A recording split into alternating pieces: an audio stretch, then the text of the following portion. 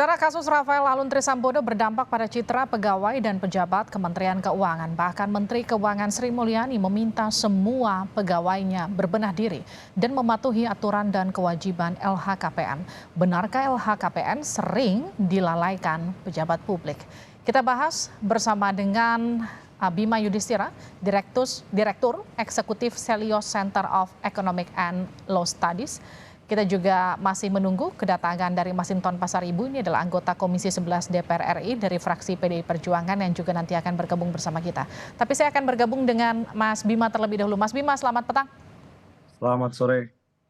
Mas Bima, bagaimana melihat kasus dari kalau kita lihat Rafael ini sebagai pejabat publik yang kemudian diduga punya harta yang tidak wajar?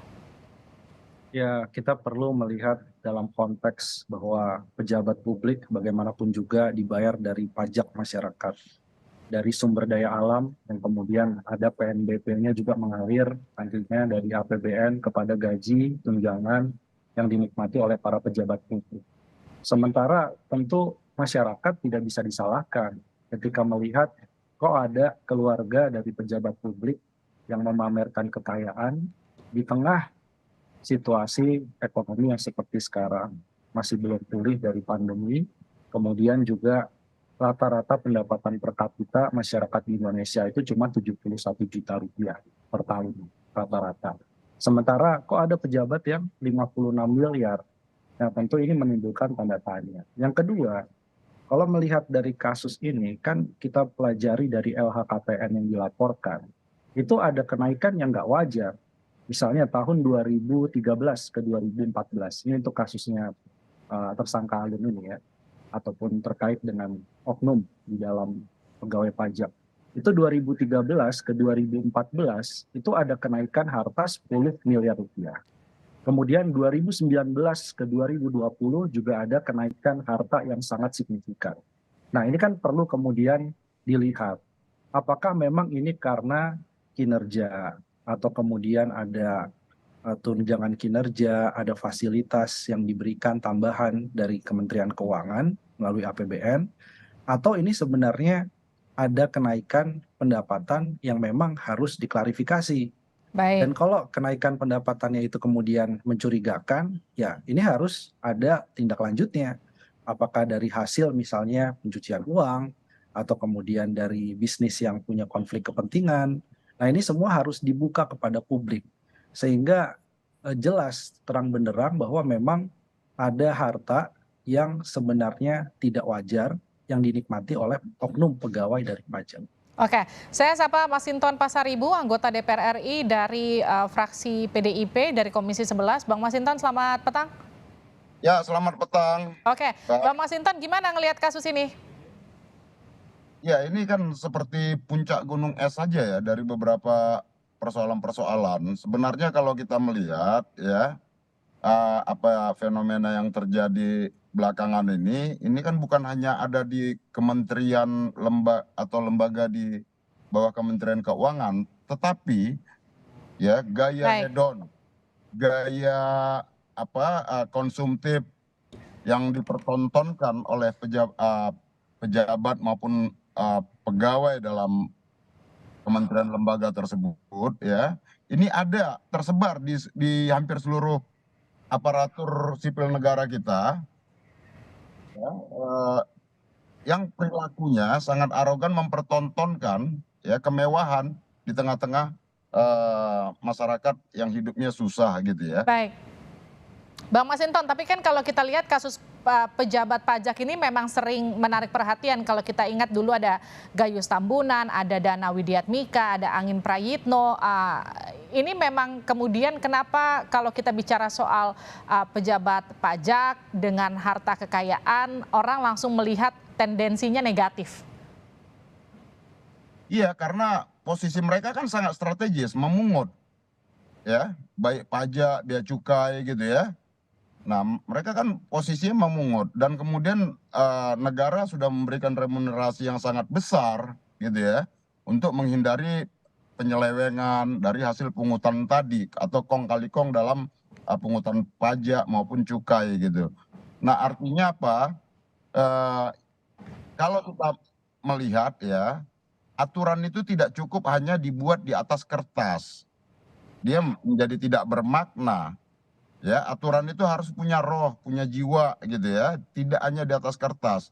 Disitulah perlunya uh, inspektorat, pengawasan internal itu bisa melakukan kontrol terhadap aparatur kementerian lembaga gitu ya, Hmm. supaya aturan itu hidup gitu. Oke, saya ke Mas Bima. Mas Bima, kan kalau kita lihat ini ujung-ujungnya kita bicara soal LHKPN. Kenapa kemudian mereka kecenderungan tidak melaporkan LHKPN? Karena kalau kita lihat dari datanya saja yang dirilis sama KPK, ini dari jajaran Kemenq ini masih 86%. Tapi kalau kita lihat di lhkpn.kpk.go.id, ini angkanya sebetulnya untuk di pejabat dan pegawai Kemenq ini masih ada sekitar 43,13% yang masih belum lapor LHKPN. Kenapa begini sih Mas Bima? Ya, jadi masalah LHKPN kan ada dua. Yang pertama, dia tidak mau melaporkan gitu ya, karena mungkin masih belum update atau sedang dalam tahap pelaporan. Itu masalah waktu saya kira. Atau yang kedua ini pun sudah melaporkan, tapi tidak melaporkan seperti faktual. Tidak melaporkan. Contohnya misalnya, apakah mobil yang kemudian tidak bayar pajak itu dilaporkan?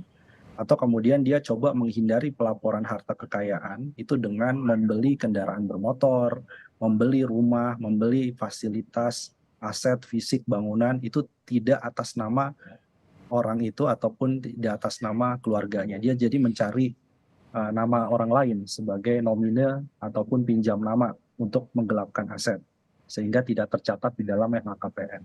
Nah, jadi masalah LHKPN itu kompleks.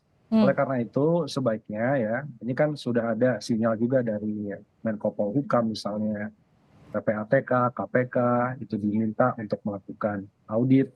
Nah, ini perlu dibentuk task force atau dibentuk semacam kelompok yang terdiri dari para penegak aturan di bidang keuangan untuk menelusuri ya bukan hanya kasusnya Alun tapi juga pegawai-pegawai di instansi pemerintah lainnya, bukan hanya pegawai pajak di instansi pemerintah lainnya yang kemudian kepatuhan LHKPN-nya masih rendah atau ada unsur mencurigakan dari LHKPN yang kemudian sudah dilaporkan.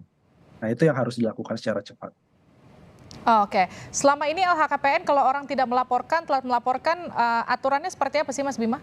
Oh, aturannya udah jelas ya.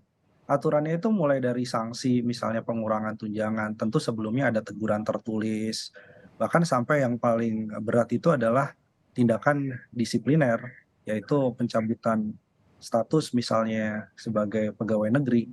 Itu jadi sudah ada kalau bicara aturan di atas kertas, memang sudah lengkap mengatur soal LHKPN ini. Tapi tidak selesai hanya dalam aturan, saya setuju tadi. Tapi yang harus ada adalah bagaimana inspektorat ataupun pengawas yang sudah ada itu bergerak melakukan penindakan. Dan kedua, kan sebenarnya di Kementerian Keuangan, khususnya di Ditjen Pajak, itu ada yang namanya whistleblower system. Ya. Nah, ini saya pengen mengajak gitu ya. Jadi kalau ada sesama pegawai di instansi pemerintah yang kemudian melihat ada atasan ataupun rekan kerja, ini kok gaya hidupnya mewah, kemudian tidak sesuai dengan gaji dan tunjangan yang diterima. Nah, ini harus berani melaporkan, apalagi kalau sampai ada bukti misalnya melakukan suap ataupun tindak korupsi. Nah, ini sesama rekan kerja. Jadi sebelum diawasi oleh masyarakat atau pengawas eksternal, ini sesama pekerja di instansi pemerintah harus berani melaporkan. Nah, itu yang mungkin harus digalakan lagi di kementerian lembaga. Oke, saya ke Bang Masinton. Bang Masinton, Komisi 11 kapan panggil Dirjen Pajak? Ini kan kami lagi sedang masa reses. Nanti setelah masa reses ini kami akan panggil Menteri Keuangan, Dirjen Pajak, begitupun dengan Dirjen Bea Cukai ya. Nah, mungkin nanti kalau diperlukan pendalaman, mungkin perlu dipertimbangkan untuk membentuk panja pengawasan gitu ya. Nah, ini kita harus memastikan sistem ini berjalan begitu. Sistem ini penting ya, jangan hanya di atas kertas karena yang hilang dari kita hari ini adalah keteladanan.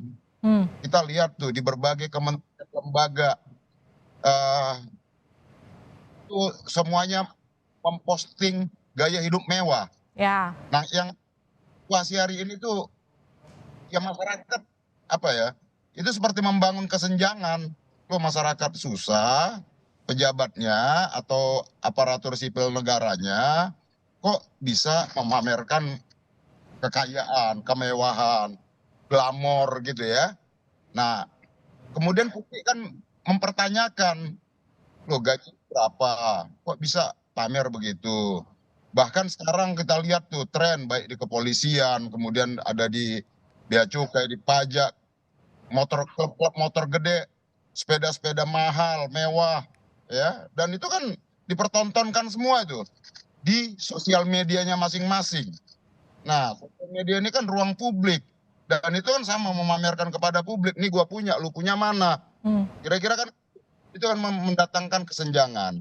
Maka sebenarnya secara aturan Pak Presiden sudah bikin PP-nya tahun 2021. Kemudian undang-undang tentang LHKPN juga ada.